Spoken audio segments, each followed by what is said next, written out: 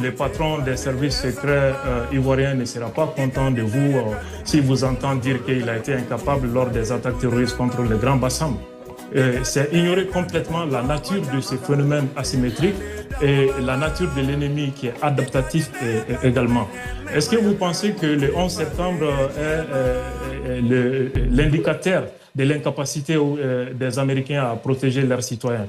Est-ce que vous pensez que la France a été incapable de sécuriser ses citoyens parce qu'il y a eu des attaques terroristes simultanées le 13 novembre 2015, y compris à quelques mètres du président de la République qui était dans un stade de football?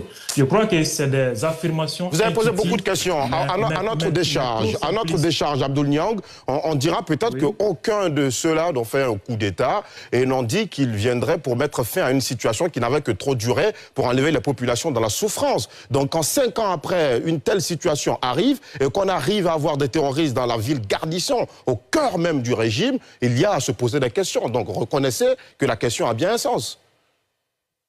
Nous sommes en train de parler de deux choses différentes. Et en tant qu'un expert de défense sur le plateau, il ne fallait pas faire cette confusion parce que vous confondez la perfection et la vulnérabilité.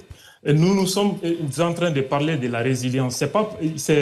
Aucun système sécuritaire n'est infaillible, aucun au monde.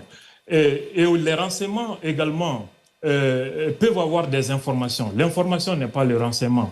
Les informations peuvent être incomplètes ou ambiguës. Il faut un travail pour savoir. Il faut aussi, souvent même quand vous interpellez des suspects terroristes, les cellules sont cloisonnées, ce qui fait que l'interpellation de 2 ou 3 personnes ne permet pas de démanteler l'ensemble du réseau. Ça, c'est pour ceux qui connaissent les renseignements. En plus de ça également, vous parlez de Kati, de Bamako. Et pourquoi vous ne parlez pas de New York? Ça, c'est le cœur même de la première puissance mondiale qui a été frappée avec plus de 3000 victimes. Vous pouvez parler de cela. Mais pourquoi celui du Mali serait toute la résultante d'un échec, d'une approche sécuritaire? Très bien, merci beaucoup, Abdoul Niang. Qui a intérêt à construire ces narratifs? Merci.